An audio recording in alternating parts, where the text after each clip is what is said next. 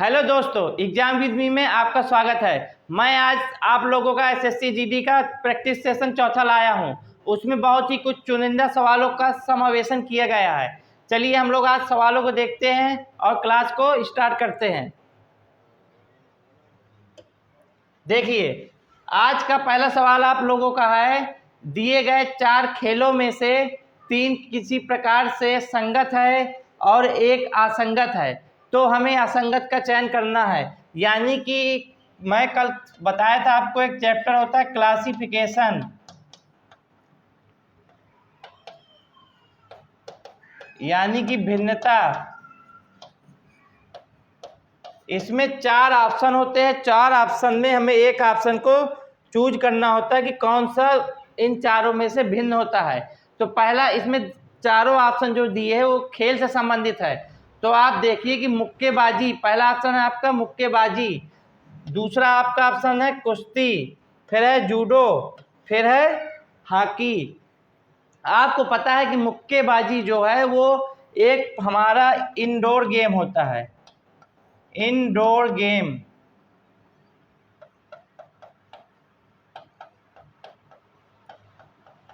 Indoor game का मतलब यह होता है कि जो गेम एक परिसर के अंदर खेले जाते हैं। आपने देखा कि जो भी मुक्केबाजी खेली जाती है तो उसका ग्राउंड इस तरह का बना होता है। यहाँ पे एक अंपायर होता है, यहाँ पे 2 खिलाड़ी आपस में मुक्केबाजी कर रहे होते हैं।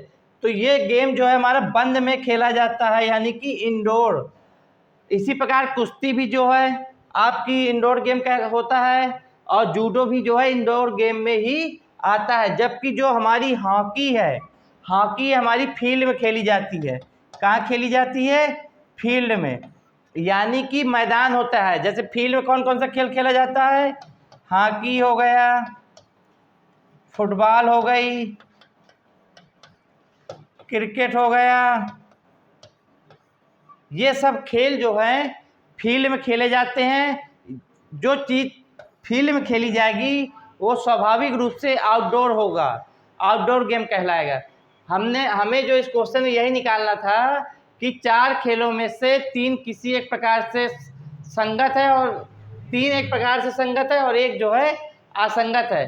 तो हमने देखा कि मुक्केबाजी जो हमारा इंडोर गेम होता है, कुश्ती भी हमारा एक इंडोर गेम होता है, और जूडो भी हमारा एक इंडोर गेम होता है। जबकि हॉकी जो होती है वो हमारा फील्ड में खेली जाती है, जो एक आउटडोर के रूप में होती है। अगला सवाल है, मर्ज को KCPEC लिखा है तो CUT को कैसे लिखेंगे? यानी कि ये क्वेश्चन कोडिंग डिकोडिंग का है।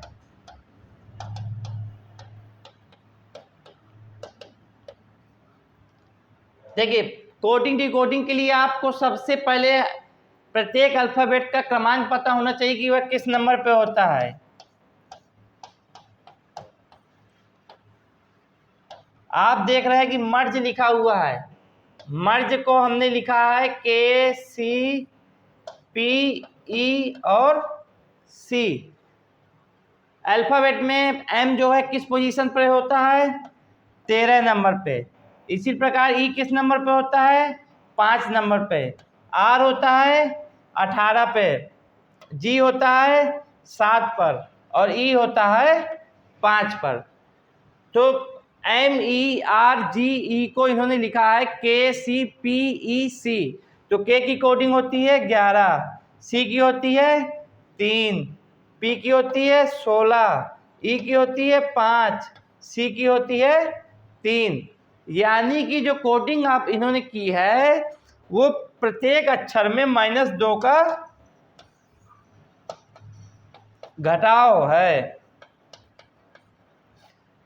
M लिखा था, M के बाद K हो गया, यानी कि M की पोजीशन 13 होती है, 13 से 11 हो गई। इसी प्रकार E लिखा था, E की जगह C लिख दिया, इसमें भी 2 घट गया है।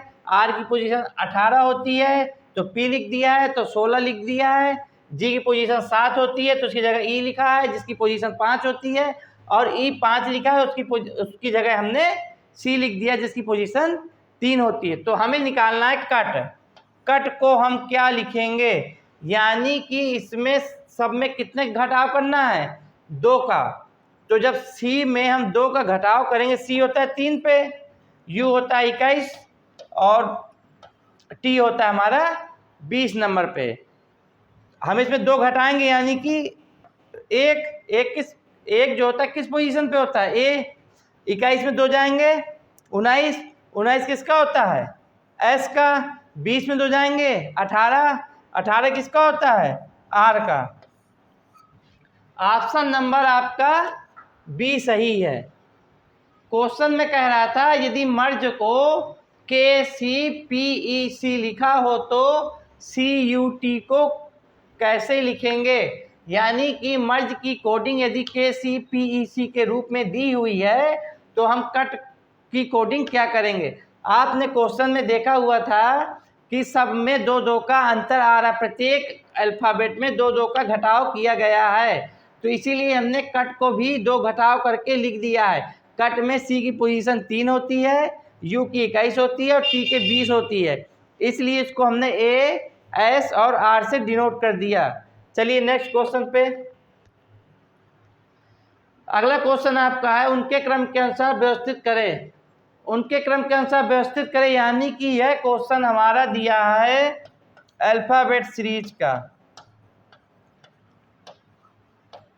इन क्वेश्चनों में हम अल्फ़ाबेट के हिसाब से देखते हैं कि अल्फ़ाबेट हमारी जो मूल संरचना होती है वो किस पोजीशन पर है, उसी के अनुसार हम ऑप्शन के अनुसार निकालते हैं। तो देखिए पहला ऑप्शन आपका कह रहा है क्यू पहले में भी है, क्यू दूसरे में भी है, तीसरे में भी है, चौथे में भी है, यानी कि अभी हम लोग को कोई डिसाइड नहीं हुआ कि कौन सा अंक हमारा ऑप्शन पहले नंबर पर आएगा। इसमें भी क्यू जो है पहले नंबर पे 5वें वाले में। अब देखो इसका दूसरे शब्द में देखो इसमें जो है यू है, इसमें भी यू है, इसमें भी यू है, इसमें भी यू, इसमें भी यू। अभी भी हम लोग डिसाइड नहीं कर पाए कि कौन सा अल्फ़ाबेट जो हमारा प्रश्न दिए है कौन सा आएगा। अब जब हमारा दूसरे तक डिसाइड नहीं हुआ तो हम तीसरे पहुंचेंगे। इसमें लिखा हुआ है आई और इसमें लिखा हुआ है ए और इसमें लिखा है ई, इसमें लिखा है आई और इसमें लिखा है यू। अब आप देख रहे हैं कि अल्फ़ाबेट सीरीज में पहले आई आएगा कि ई आएगा कि ए आएगा। आपको पता है कि अल्फ़ाबेट सीरीज में पहले ई आता है, फिर पहले ए आता है, फिर ई आता है, फिर आई आता है, ए ई आई और फिर ओ आएगा। तो इससे हमें पता चल रहा है कि पहला बात जो है वो होगा तीसरा नंबर। इसके बाद ए देखो किसी में भी नहीं है, इसके बाद हमारा क्या आया ई, यानी कि हमारे तीसरे के बाद क्या आ जाएगा, दूसरा। अब फिर आई वाले आएंगे, पहला आएगा या चौथा आएगा, या चौथा आएगा या पहला आएगा। अभी हमें ये नहीं पता कि पहला आएगा कि चौथा आएगा, क्योंकि तीसरे नंबर पे दोनों पे आई आई लिखा हुआ है। अब हम लोग इन दोनों में पहचान करने के लिए इसके आगे चलेंगे, लेकिन आपको पता चल चुका है कि तीसरा नंबर जो है वो पहले पे आएगा, फिर दूसरा नंबर पहले पे आएगा, फिर एक वाला या चार वाला या चार वाला या एक वाला आएगा, और पांचवा नंबर हमारा ये हो गया। अब देखो ऑप्शन में कोई आपका ऑप्शन दिख रहा है 3, 2, 5। एक ऑप्शन बी है आपका और एक ऑप्शन आपका डी है, लेकिन अभी भी हमें कंफ्यूजन है कि हमारा 321 45 ऑप्शन सही होगा कि 324 15 ऑप्शन सही होगा। तो इसके लिए हम इसमें 1 और 4 में देखते हैं कि कौन किस पोजीशन पे आएगा, उससे हमारा डिसाइड हो जाएगा कि कौन सा किस पोजीशन पर है। तो देखिए अब देखिए इसमें चौथा अच्छा टी लिखा है, इसमें एन लिखा है। आपको पता है कि अल्फ़ाबेट सीरीज में एन पहले आता है फिर टी आता है, यानी कि आपको यहाँ से डिसाइड हो गया कि पहले 3 आएगा, फिर 2 आएगा, फिर 4 आएगा, फिर 1 आएगा, फिर 5 आएगा। ये आपका आंसर, यानी कि 3, 2, 4, 1, 5। आपने देखा कि 5 ऑप्शन दिए थे, उसमें हम लोग को ये देखना था कि कौन सा शब्द है हमारा अल्फ़ाबेट सीरीज जिस क्रम में होती है तो उसमें कौन सा अक्षर आएगा। तो हम लोग ने पहला अक्षर देखा तो सब में सेम था, इसी प्रकार हमने दूसरा अक्षर देखा तो सब में सेम था, तीसरे से हमें भिन्नता दिखाई दी। तो भिन्नता हमारी स्वर के रूप में दिखाई दी, यानी कि ए ई आई ओ। तो हमने इससे डिसाइड कर लिया कि पहले पे 3 आएगा, फिर 2 आएगा, फिर 1 या 4 या 4 या 1 आएगा और लास्ट में हमारा 5 आएगा। तीसरे के बाद हमें अभी भी कंफ्यूजन था कि हम 1 4 पे जाएंगे कि 4 1 पे जाएंगे। तो हम एक स्टेप और आगे बढ़े। जब हम एक स्टेप आगे बढ़े तो हमने देखा कि इसमें टी लिखा है, इसमें एन लिखा है। आपको पता है कि अल्फ़ाबेट सीरीज में एन पहले आता है, टी बाद में आता है, तो इससे हमारे कंफ्यूजन दूर हो गया। तो हमारा ऑप्शन नंबर डी सही है। नेक्स्ट सवाल, इसमें लिखा हुआ है SOLARIZE को इन्होंने लिखा है 111। तो हमें लिखना है POSITION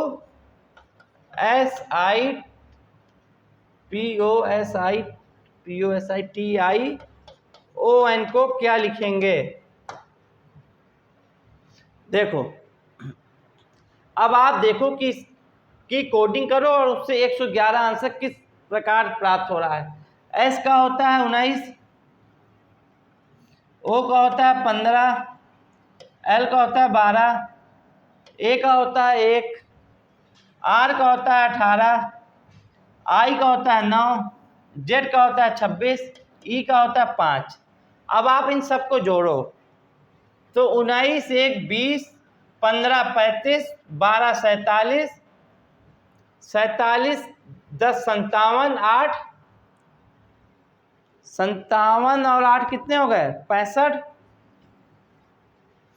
65 9 74, 74 6 80 20 100 105। यानी कि हमने जब जोड़ा इनको तो 105 और प्लस 6 आ रहा है। तो हम इसको देखते हैं उसी प्रकार से इसको भी लिखे और उसमें हम 6 जोड़ दे। यदि हमारा आंसर इस तरह आ रहा है तो मैच कर रहा है, यदि नहीं आ रहा तो फिर दूसरे तरीके से देखेंगे। पी का होता है हमारा 16, ओ का होता है 15,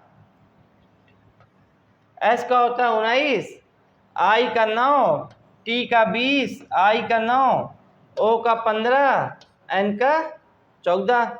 जोड़ो 16 15 31, 31 19 50, 50 20 70, 70 और 18 88, 88 में 15 जोड़ेंगे तो 103, 103 में 14 जोड़ेंगे तो 117। यानी कि 117 प्लस 6, 117 प्लस 6 तो हमारा आ जाएगा 123। यदि हम ये वाला रूल फॉलो करेंगे तो हमारा कोई भी ऑप्शन मैच नहीं कर रहा है, तो हमें इसमें दूसरा नियम लगा है। अब उसको हम देखेंगे कि वो नियम क्या लगा है।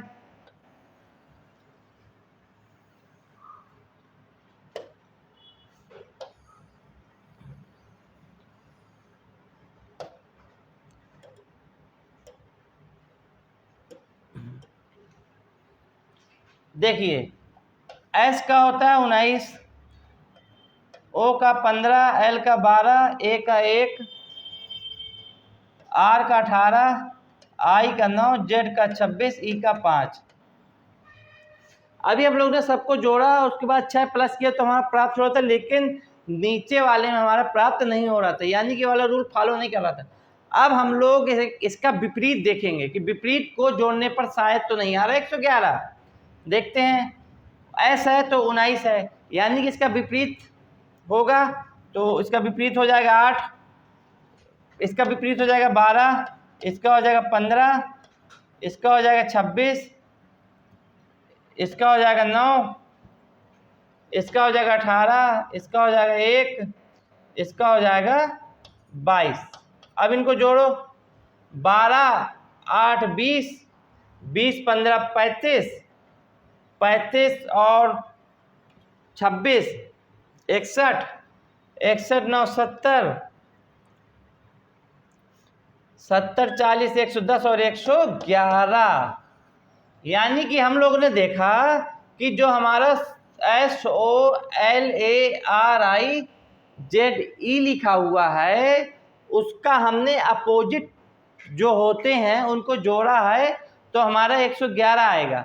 तो हम इसी प्रकार इसमें भी देखें, P का होता है हमारा 16, O का होता है 15, S का होता है 19, I का होता है 9, T का होता है 20, I का होता है 9, O का होता है 15 और N का होता है 14। हमें इनको नहीं जोड़ना, इनके विपरीत को जोड़ना है, तभी आंसर आएगा। तो 16 का विपरीत हो जाएगा 11, 15 का हो जाएगा 12, 19 का हो जाएगा 8, 8 का हो जाएगा 9 का हो जाएगा 18,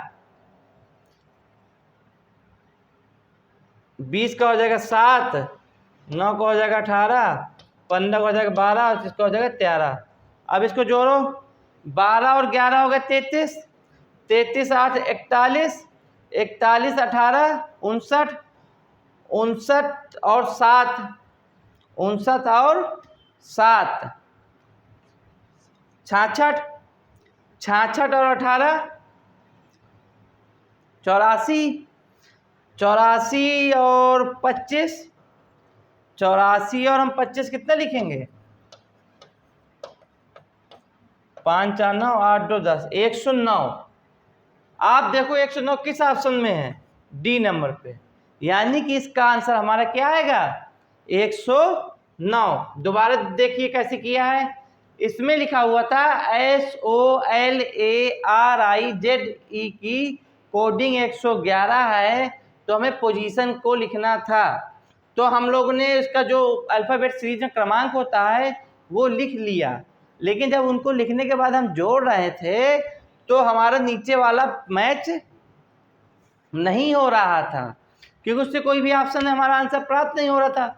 तो हम दूसरे तरीके पे गए कि जो उनकी कोडिंग होती है उसका विपरीत हम जोड़ेंगे तो हमारा जो ऑप्शन में निकालना है वो हमारा प्राप्त होगा। तो आपको पता है एस की कोडिंग 19, ओ की 15, एल की 12, ए की 1, आर की 18, आई की 9, जेड की 26, ई की 5। तो उसका अपोजिट हमने लिख दिया, एस का अपोजिट 8 हो गया, ओ का होता है 12, एल का 15, ए का 26, आर का 9, आई का 18, जेड का 1 और ई का 22। इसी प्रकार हमें पोजीशन का कर लिया। पोजीशन पी जो होता है अल्फ़ाबेट में 16 पे होता है, ओ 15 पे होता है, एस 19 पे होता है, आई 9 पे होता है, टी 20 पे होता है और आई 9 पे होता है, ओ 15 पे और एन 14 पे। तो उसका हमने विपरीत लिख दिया। तो विपरीत लिखने पर जब हमने जोड़ा तो उसका आंसर हमारा 109 प्राप्त हुआ, जो ऑप्शन नंबर डी पर मैच कर रहा है। चलिए नेक्स्ट सवाल पे। अब इसमें हमें समीकरण दिए है कि समीकरण संतुलित करें कि कौन सा ये फॉलो करेगा। तो हम ऑप्शन को से हल करेंगे। 16 लिखा है, जहाँ पे y लिखा है वहाँ पर हमें ये लिखना है जो चिन्ह दिए। पहले वाले ऑप्शन को हमने उठाया, 16 भागे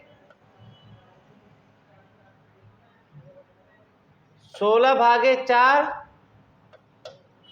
फिर हमारा क्या गुणे का निशान यानी कि 6, 16 भागे y 4 y 6, फिर y यानी कि बराबर 12, फिर y यानी कि -2। यह हम अभी पहले वाले को सॉल्व कर रहे हैं। इसमें हमें ये निकालना होता है कि left hand side is equal to right hand side क्या होगी। यदि बराबर आ जाएगा तो ये ऑप्शन आपका मैच कर लेगा, यदि बराबर नहीं आएगा तो आपका ऑप्शन मैच नहीं करेगा। तो देखिए हल कीजिए, मैंने आपको रूल बताया होता है कि हमेशा हम हल करेंगे तो बॉड मास से हल करेंगे। यानी कि सबसे पहले ब्रैकेट को सॉल्व करेंगे, फिर ऑफ को सॉल्व करेंगे, फिर डिवीजन करेंगे, फिर मल्टीप्लाई करेंगे, फिर ऐड करेंगे, फिर सब्सट्रैक्ट यानी कि घटाव करेंगे। तो पहले आप भाग दे लीजिए, तो 4 का भाग 16 में देंगे तो 4 आ गए, 4 का गुणा करेंगे 24 आ जाएगा, 12 में फिर 2 घटाएंगे 10, यानी कि 24 और 10 आपस में बराबर नहीं है। यानी कि हमारा पहला ऑप्शन तो मैच कर ही नहीं रहा। अब हम नेक्स्ट ऑप्शन पे देखेंगे।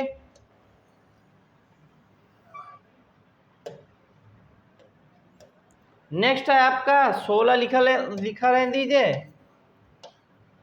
फिर भाग है, भाग के बाद गुणे का निशान है, 16 भागे 4 तो 6 लिख दिया, फिर बराबर है 12, फिर गुणे है, फिर 2। अब 4 का भाग दे देंगे तो आ जाएगा 4 गुणे 6, 12 का गुणा 2 से कर देंगे 24, इधर 6 गुणे 4 24 और इधर 24। यानी कि आपने देखा कि दूसरा ऑप्शन के हमने जब y की जगह मान प्रतिस्थापित किए तो हमारा left hand side is equal right hand side. समझ में आया आप लोगों को? जो भी हम सवाल, ये हमारे मैथमेटिकल ऑपरेशन का होता है, क्वेश्चन जो दिया हुआ है, मैं आपको जितने भी प्रीवियस ईयर प्रैक्टिस सेट लेकर आ रहा हूँ और उसमें कुछ अच्छे अच्छे सवालों को भी मैंने डाला हुआ है प्रैक्टिस सेट में आपके, उसमें आप देख रहे होंगे कि हर चैप्टर के एक टाइप का सवाल जरूर दिया है। कोई भी चैप्टर रीजनिंग का जो एग्जाम के लिए महत्वपूर्ण है एसएससी जीडी के लिए, उसको हम लोगों ने एक भी प्रैक्टिस सेशन में नहीं छोड़ा। हर प्रैक्टिस सेशन में अच्छे अच्छे सवालों को हम लोग ने लिखा हुआ है जिससे हम आपको सॉल्व कराए। आपकी एसएससी जीडी की रीजनिंग की बहुत अच्छी तैयारी और अन्य सब्जेक्ट की भी तैयारी हमारे अन्य फैकल्टियों के द्वारा एग्जाम विद मी में कराई जा रही है। आप लोग एग्जाम विद मी में इसी तरह बने रहें और आप लोग सहयोग कीजिए, चैनल को सब्सक्राइब करिए, शेयर करिए और लाइक करिए। आपने देखा इस सवाल में कि हमारा LHS इज इक्वल RHS, जब हमारा लेफ्ट हैंड साइड और राइट हैंड साइड के बराबर हो जाता है तो हमारा ऑप्शन फॉलो करना लगता है, यानी कि मैच करने लगता है, जो ऑप्शन नंबर 2 पे है। चलिए नेक्स्ट सवाल।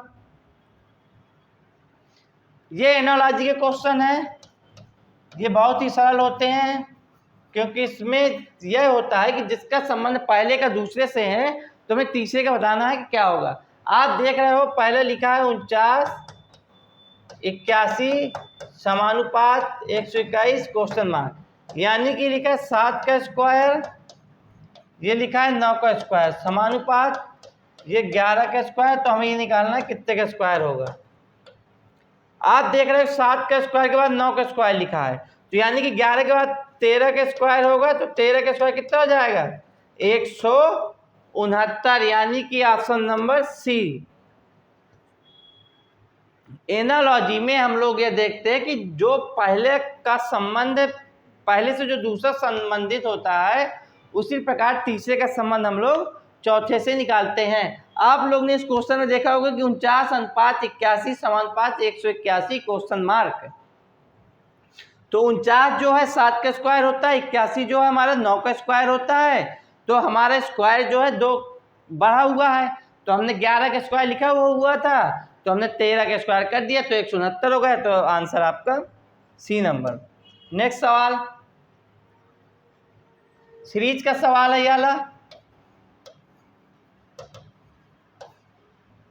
1, 4, 7, 2, 5, 8, 3, 6 और क्वेश्चन मार्क। आप देखो कि 1 से 4 हुआ यानी कि +3 हुआ, फिर सीरीज बढ़ी +3 में 1, 4, 7, 2, देखो 7 से 2 हुआ यानी कि 5 घटा, इसमें फिर 3 बढ़ा, फिर इधर 3 बढ़ा, इसमें फिर 5 घटा, इधर फिर 3 बढ़ा। अब हमें आगे निकालना है कि क्या बढ़ेगा। आप देखो पहले में 3 बढ़ रहा है, फिर 5 घट रहा है, घट रहा है कि नहीं घट रहा, फिर 3 बढ़ रहा है, फिर 5 घट रहा है। अब जो हमारी सीरीज कंटिन्यूअस सीरीज बनेगी वो 3 जुड़ेगी और 5 घटेगी, तो यानी कि हम 6 में क्या करेंगे 3 जोड़ेंगे, तो जब हम 6 में 3 जोड़ेंगे तो ऑप्शन 9 नंबर। कितना सरल सवाल है, बस आपको देखना होता है सीरीज में कि वह जो है कितने का बढ़ रहा है कि घट रहा है, कि स्क्वायर के रूप में लिखा हुआ है कि क्यूब के रूप में लिखा हुआ है, कि स्क्वायर को बढ़ा के उतना ही घटा रहे हैं, कि स्क्वायर क्यूब को घटा के उतना ही बढ़ा और घटा रहे हैं। आपको सीरीज में देखना होता है। चलिए नेक्स्ट सवाल पे। ये एनोलॉजी का है। आपको पता है कि उत्तराखंड का संबंध मसूरी से है, तो शिलांग का संबंध किससे होगा? आपको पता है कि भारत में 28 राज्य और 8 केंद्र शासित प्रदेश हैं, तो उन्हीं में से एक हमारा उत्तराखंड क्या है? एक राज्य है, जिसका गठन आप लोग बताएंगे कब हुआ था उत्तराखंड का? उत्तराखंड एक होता है CUJ, सी से होता है हमारा छत्तीसगढ़, यू से होता है उत्तराखंड, जे से होता है झारखंड। ये तीनों राज्यों की स्थापना हमारी 2000 में हुई थी। कब हुई थी? 2000 में। सी बना था यानी कि छत्तीसगढ़ 1 तारीख को, ये बना था 9 तारीख को, और ये बना था 15 तारीख को, 15 नवंबर, ये भी नवंबर। CUJ यानी कि छत्तीसगढ़, उत्तराखंड, झारखंड, ये सब नवंबर 2000 में बने हुए थे। 1 नवंबर को बना था छत्तीसगढ़ राज्य हमारा, फिर हमारा बना था उत्तराखंड, फिर हमारा बना था झारखंड। तो वही दिया हुआ कि उत्तराखंड का संबंध मसूरी से है, यानी कि उत्तराखंड में एक हिल स्टेशन आप बोलिए, जो हमारा मसूरी एक हिल स्टेशन है, जो एक शहर भी है। तो हमें बताना है कि जो शिलांग है वह कहाँ पे है। शिलांग आपने सुना होगा कि मेघालय की राजधानी क्या होती है? शिलांग।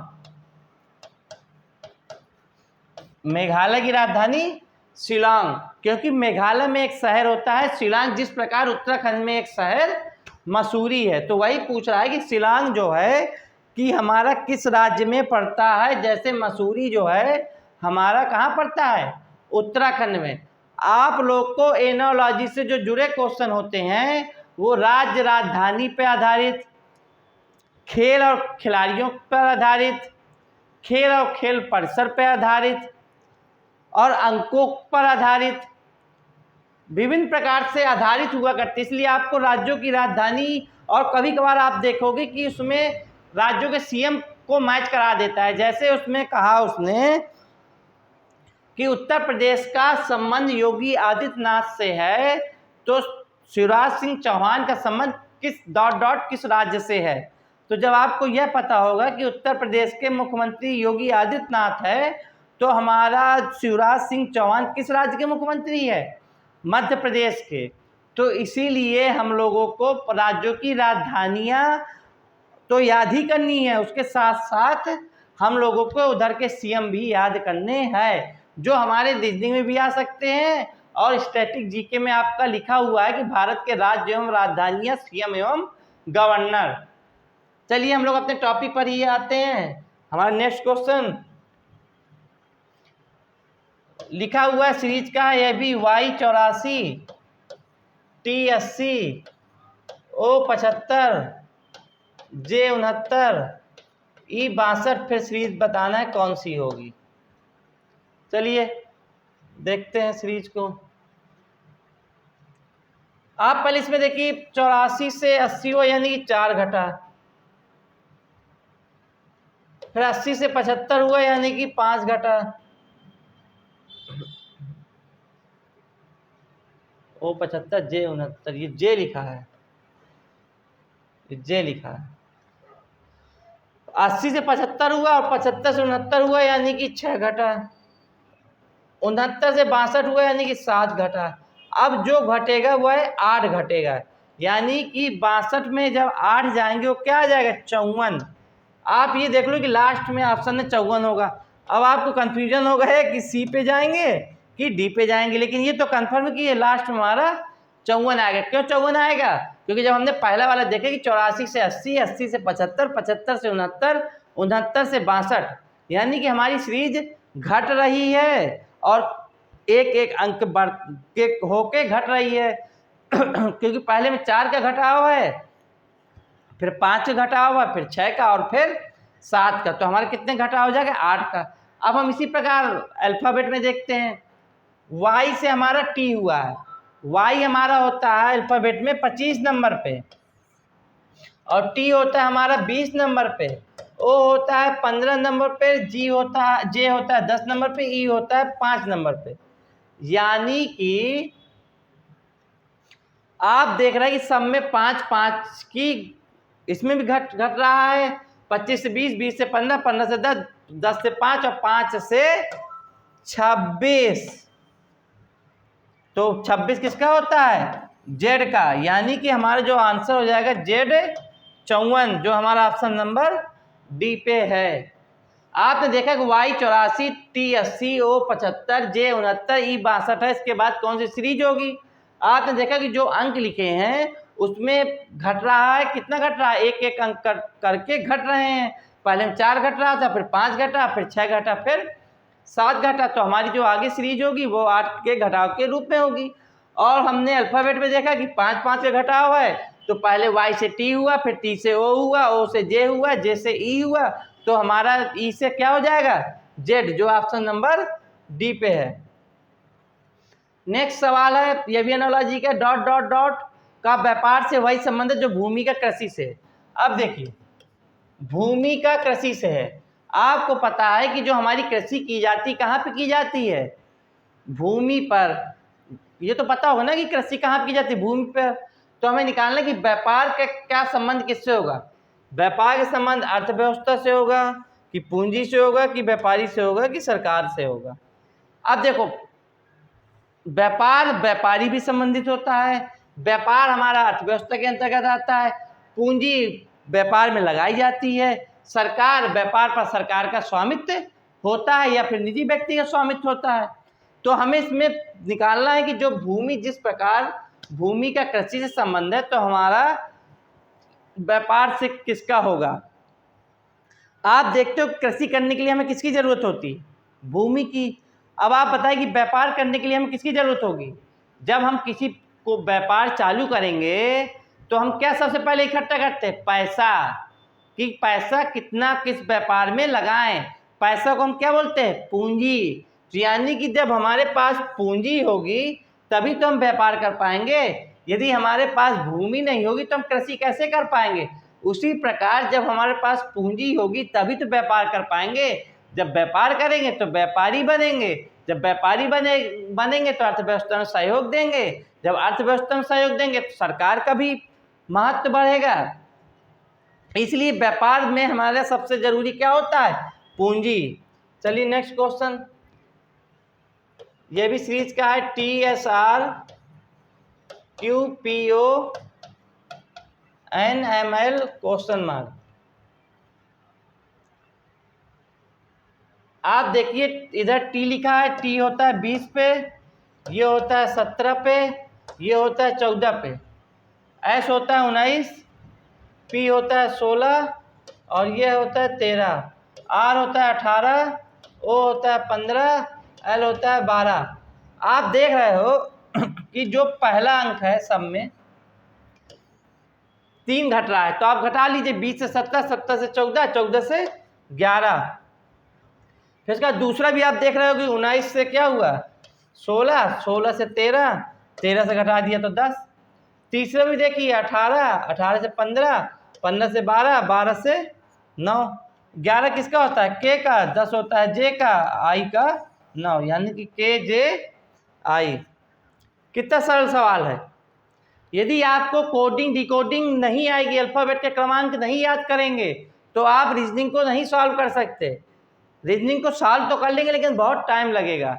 इसलिए आपको ए से लेकर जेड तक कि ए किस नंबर पे है, जे किस नंबर पे है, पी किस नंबर पे है, डब्ल्यू किस नंबर पे है, ये याद करना है। इनके साथ साथ इनके अपोजिट भी याद करना है कि कौन किस नंबर पर अपोजिट होगा। मैंने अपोजिट एक दिन लिखाया हुआ था ट्रिक्स के माध्यम से कि अपोजिट किसका क्या होता है। आपको कोडिंग पता था? देखा कोडिंग के बाद सीरीज में हम लोग ने देखा कि 3 3 का घटाव हो रहा है हर अंक में, शब्द में। तो हमने भी 3 3 का घटाव कर दिया। 20 से 17, 17 से 14, 14 से 11 लिख गया। 19 से 16, 16 से 13, 13 से हम लोग 10 कर देंगे। फिर 18 से 15 हुआ, 15 से 12 हुआ और 12 से 9 हुआ। यानी कि ऑप्शन नंबर डी। नेक्स्ट, संग्रहालय का संबंध देखना से तो पुस्तकालय का संबंध किससे होगा? आज आप लोग देख रहे हैं कि प्रैक्टिस सेशन में एनालॉजी और सीरीज काफ़ी है। हाँ, आज इस सीरीज में हम लोग काफ़ी क्वेश्चन इसके लाए हुए, क्योंकि हमने प्रीवियस ईयर देखे हैं जिसमें आपका इससे जुड़े हुए 3 3 4 4 क्वेश्चन हर सेट में है। तो ये चैप्टर को इसलिए इसमें आज ज़्यादा प्रैक्टिस कराई जा रही, कल के प्रीवियस क्लास जो क्लास हमारी आएगी उसमें और अच्छे सवाल देखेंगे। संग्रहालय का संबंध देखने से, संग्रहालय में हम लोग क्या करते हैं? संग्रहालय मतलब होता है जहाँ पुरानी चीज़ों को इकट्ठा किया जाता है। तो पुस्तकालय में क्या होता है? पुस्तकें होती हैं। पुस्तकालय में क्या होती है? पुस्तकें। जिस प्रकार संग्रहालय में पुरानी चीज़ें होती हैं उसी प्रकार पुस्तकालय में पुस्तक होती है। लेकिन उन्होंने ये नहीं कहा कि संग्रहालय में पुरानी चीज़ें होती हैं। तो यदि वो बोलता कि संग्रहालय में पुरानी चीज़ें रखी होती तो हम पुस्तकालय में बोल देते पुस्तक रखी होती। लेकिन उसने कहा कि संग्रहालय का संबंध देखने से है, यानी कि संग्रहालय में जो पुरानी चीज़ें रखी हैं उसको हम लोग क्या करते हैं? देखते हैं। तो पुस्तकालय में हम लोग पुस्तक रखी होती तो क्या करेंगे? पढ़ेंगे। यानी कि ऑप्शन नंबर डी। एनोलॉजी का आप अपने IQ से चेक करते हैं कि किसका संबंध किससे होगा। आपने देखा कि संग्रहालय में हम क्या करते हैं? देखते हैं संग्रहालय में, और पुस्तकालय में पुस्तक रखी होती है हम उसको पढ़ते हैं। नेक्स्ट सवाल 1331 1728 डॉट क्वेश्चन मार्क 2744। यह भी आपको मिसिंग सीरीज का है। आप देख रहे हो 13 से 31 जो होता है 11 का क्यूब होता है, ये 12 का क्यूब लिखा है, ये क्वेश्चन मार्क, ये हमारा लिखा हुआ है 14 का क्यूब। तो आप देख रहे हैं कि 11 का क्यूब, 12 का क्यूब, फिर 14 का क्यूब, यानी कि हमारा इधर किसका क्यूब आएगा? 13 का क्यूब। अब 13 का क्यूब निकालिए, क्या होगा? 13 गुणे 13 गुणे 13 यानी कि 169 करिए।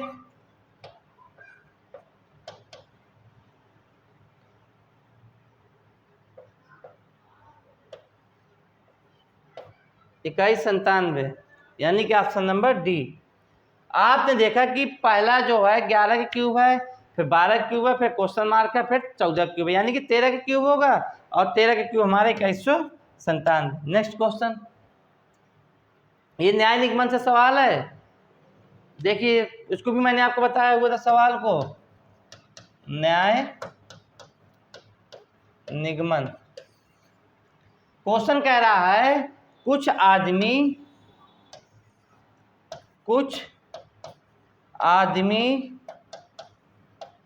बाघ है। फिर इसके बाद दूसरा कथन कह रहा है कुछ हाथी बाघ हैं, कुछ हाथी बाघ है, ये हमारा बन गया फिगर। अब इसके निष्कर्ष में चलते हैं। उसने कहा है कुछ हाथी आदमी है, कुछ आदमी हाथी है। एक मिनट,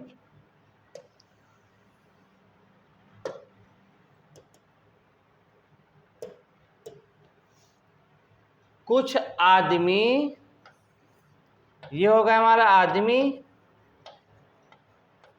और ये हो गए हमारे हाथी, और कुछ हाथी हमारे क्या है? बाघ। ये बन गया इसका फिगर। तो कह रहा है कुछ हाथी आदमी है। देखिए आपको दिख रहा है कुछ हाथी आदमी है, यानी कि पहला वाला तो सही है। उसके बाद दूसरा देखते हैं, कुछ बाघ हाथी है, और देखो बाघ और हाथी में भी है, यानी कि कुछ हाथी आदमी है और कुछ बाघ हाथी है, यानी कि हमारा निष्कर्ष दोनों फॉलो कर रहे हैं, 1 एंड 2। इसमें न्याय निगमन में हम लोग फिगर बना लेते हैं, जिससे हमारा बहुत आसानी से सवाल हल हो जाता है। फिगर से आपको पता चल गया कि कुछ आदमी हाथी है, क्योंकि कुछ कथन ने बोला था। इसी प्रकार कुछ हाथी बाघ है, यह भी कथन ने बोला था। तो हम लोगों ने निकाल लिया कि दोनों निष्कर्ष फॉलो करेंगे। लास्ट पे आइए, आज का ये आपका लास्ट क्वेश्चन है। कल हम लोग फिर इससे अच्छे अच्छे सवाल लेके आएंगे नेक्स्ट सेशन में। आप लोग एग्जाम विधि में इसी तरह बने रहिए। देखिए क्वेश्चन है रेल का इंजन, फिर लिखा हो रेल का इलेक्ट्रिक इंजन, फिर लिखा रेल का डीजल इंजन। ये हमारा वेन डायग्राम एक चैप्टर होता है उससे है। जैसे न्याय निगमन है उसी प्रकार से ये भी है कि वेन डायग्राम जब हम किसी फिगर का बना लेंगे तो उससे हमारा न्याय निगमन के क्वेश्चन सॉल्व हो जाएंगे। वो कह रहा है रेल का इंजन, फिर कह रहा है रेल का इलेक्ट्रिक इंजन और रेल का डीजल इंजन। आपको पता है कि रेल का इंजन का जैसे मान लो ये गोला हो गया कि रेल का इंजन जो है, रेल के इंजन के अंदर आपका इलेक्ट्रिक भी आ जाएगा और आपका डीजल भी आएगा। इधर लिख देंगे रेल का इंजन और इधर लिख देंगे रेल का डीजल इंजन और इधर लिख देंगे रेल का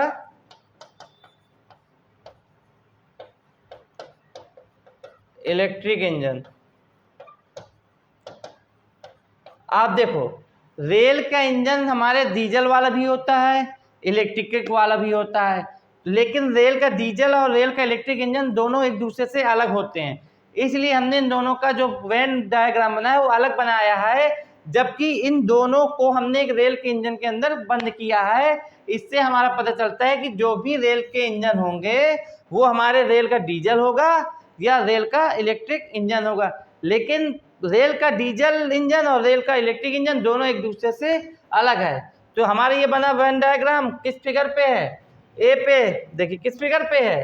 ए पे, क्योंकि एक के ऊपर एक गोला तो है नहीं, तो ये अलग होगा नहीं, ये अलग अलग तो है नहीं, क्योंकि डीजल है वो इलेक्ट्रिक और रेल के इंजन के अंदर दोनों आ गए। इसमें भी डी नहीं, तो ऑप्शन हमारा एक मैच कर रहा है।